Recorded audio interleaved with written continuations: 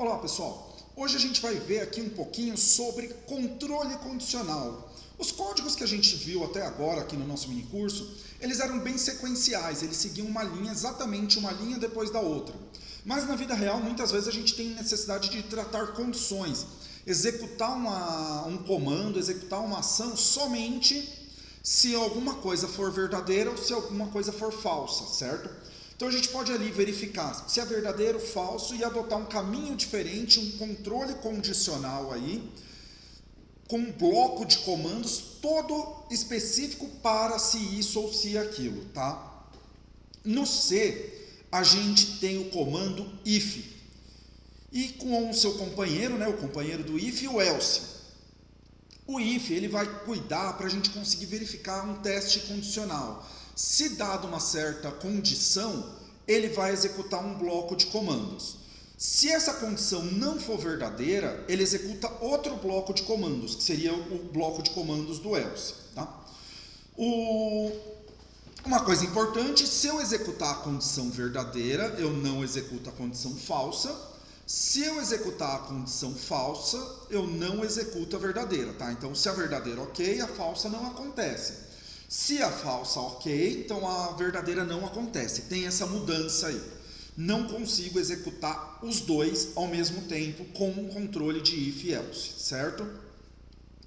Algumas coisas interessantes aqui para a gente reparar. O if vai ter aqui entre parênteses um teste condicional. Você lembra lá que a gente viu, por exemplo, x maior que 2 ou x maior que 0 para indicar se é positivo ou negativo x?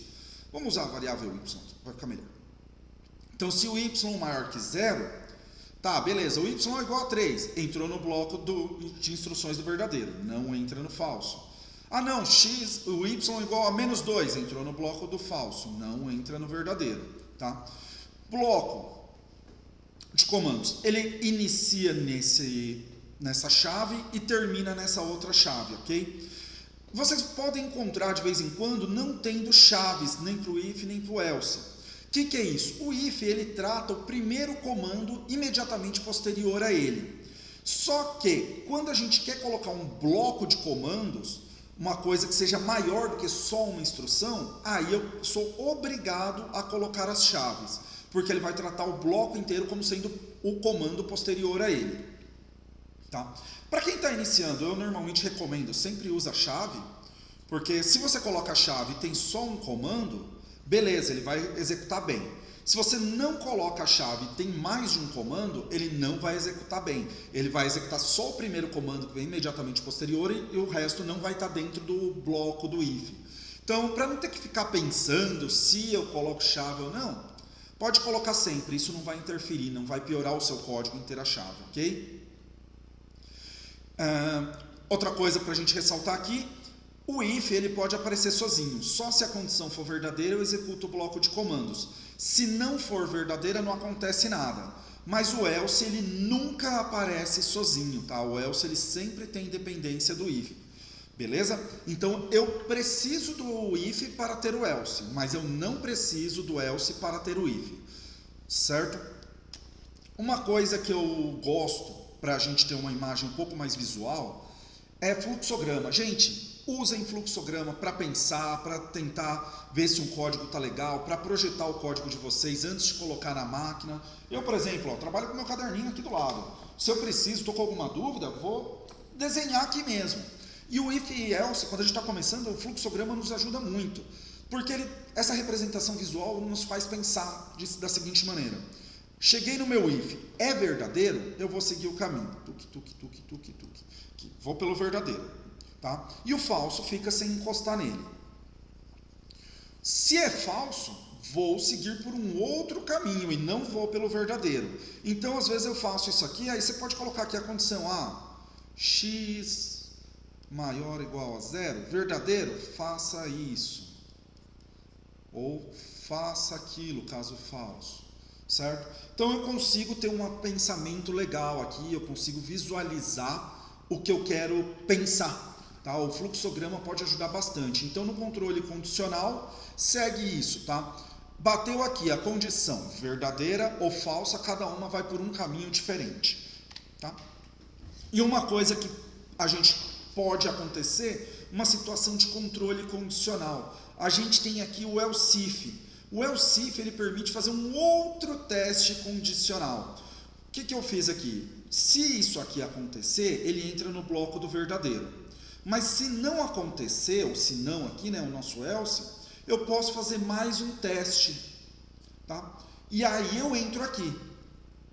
E o meu if, olha, o meu else, ele vai pegar tudo que não entrou nem no primeiro, nem no segundo. Não entrou aqui, qualquer outra condição vai para o meu else, certo? Então, eu posso testar várias condições de maneira encadeada, tá? Então, testei a condição aqui, não foi. Testei aqui, também não foi, até chega uma hora que vai para o else. Então, eu posso colocar múltiplos condicionais de maneira encadeada por meio do meu else if, tá? E uma outra coisa que eu também posso fazer é alinhamento do if e do else. O else if eu posso colocar quantas vezes eu quiser, igualmente eu posso colocar quantos ifs eu quiser dentro do meu bloco de comandos, tanto do verdadeiro quanto do falso. Aqui o exemplo está só um if dentro do outro if, mas eu poderia colocar o if dentro do else.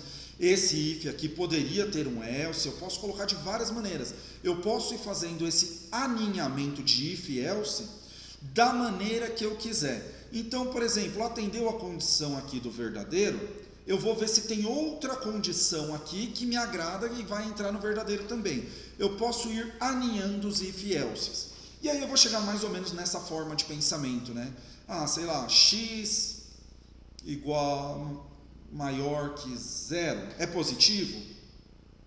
X dividido por 2 deu um resto 0? É par? Tá? Então eu posso fazer isso. Se é positivo e é maior do que 0, e tem um módulo, né, 2 igual a 0, igual, eu posso afirmar que é um número positivo par. Isso aqui são testes que eu posso ir colocando várias condições uma dentro da outra. Por que eu coloco aqui o fluxograma? Gente, usem, pensem assim que vai facilitar a vida. Porque a gente consegue segmentar, beleza, bateu no verdadeiro, eu vou olhar só para aqui agora, esqueço essa parte. Vai segmentando, trabalhando bloquinho por bloquinho de pensamento aí que a gente vai executar, ok? Vamos ver agora em código lá no nosso online GDB como que fica essa situação. O online GDB, usando aqui.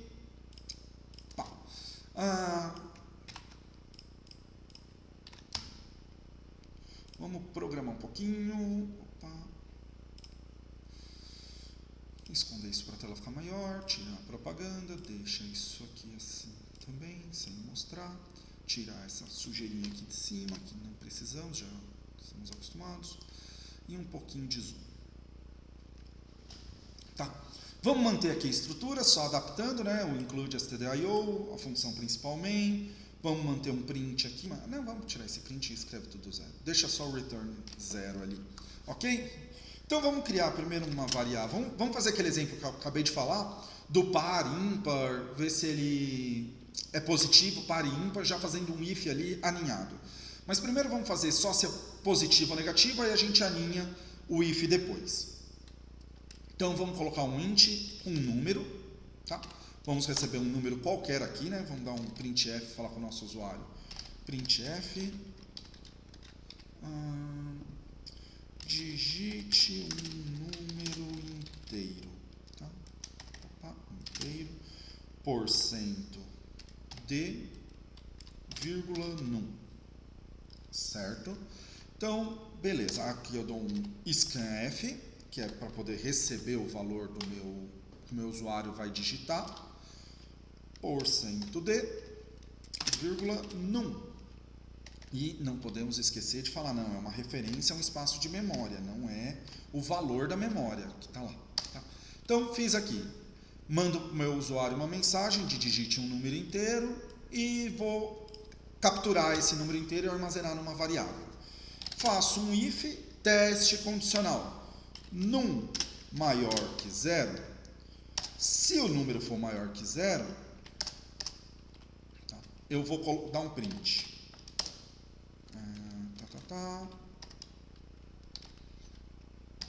ponto e vírgula, não esqueçamos aqui ponto e vírgula.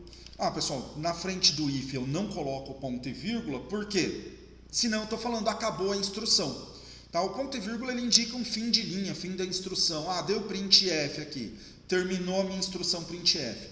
E a instrução do if ele vai terminar no final desse nosso bloco. Então eu não vou colocar um ponto e vírgula aqui, se eu colocar ele não vai fazer o teste condicional. Tá? Então não põe o ponto e vírgula na frente do if, isso é importante. Vamos lá. O número é positivo, certo? Dei o meu print. Agora, se o número não for, tá? Mesma coisa do ponto e vírgula para o else. Print, o número é negativo. Não podemos esquecer o printf, tem que colocar entre aspas, ponto e vírgula. Vamos ver se esse código já funciona assim. Run. Ops. O número... Ah, eu não sei por que eu coloquei isso aqui.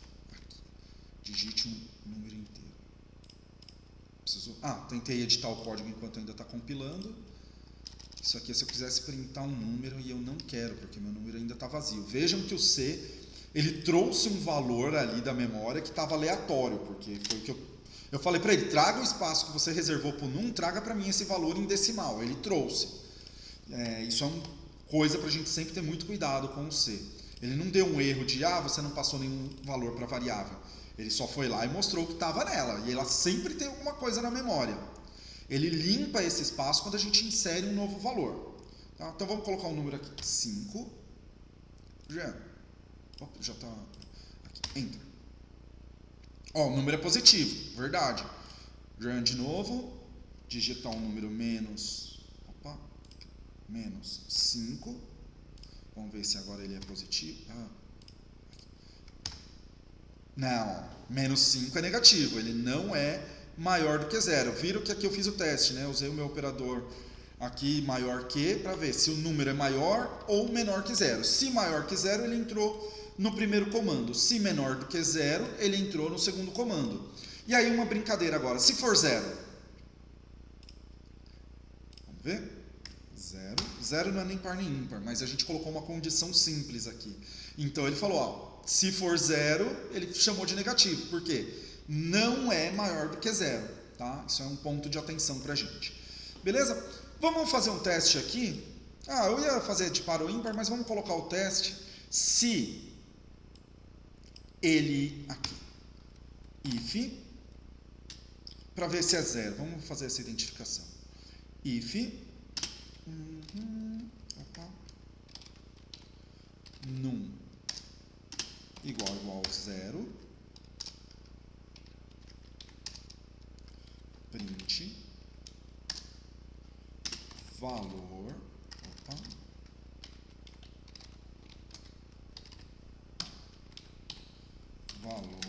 igual a 0, certo? Se eu deixar dessa maneira, ele vai fazer o quê? Ele vai mostrar, se for igual a 0, ele vai mostrar 0 e vai mostrar que o número é negativo, tá? Por quê? Lembram lá do desenho que adota um caminho e adota outro? Vejam que esse if está no caminho desse else aqui. Abri aqui a chave e fechei ela aqui. Então, esse printf ainda está dentro do escopo desse else. Tá? Então, eu teria que fazer o quê? Para ele só me mostrar em caso aqui. E fechei.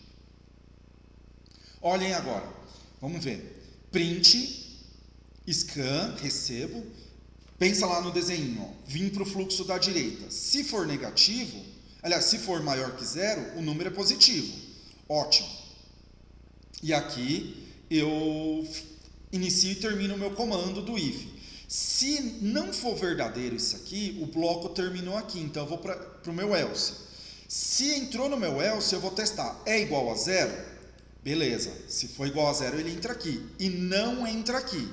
Mas se ele não, se ele não for maior que 0 e também não for igual a 0, aí sim ele é um número negativo. Vamos fazer o teste? Vamos digitar o 10. Positivo. menos 5. Opa, 5 menos não, né? Menos 5. Coloquei errado. Menos 5. Negativo. Próxima tentativa, 0. O valor é igual a 0. Beleza? Então, eu também posso... Isso aqui eu fiz de uma maneira aninhada, certo? Eu poderia fazer, isso aqui sairia muito bem se eu faço encadeado também. Então, eu dou um if aqui. Num igual 0. Tá? E vamos mudar aqui.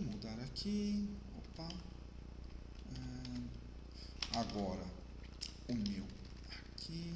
Essa chave está sobrando. Vamos lá. E aqui. Print f.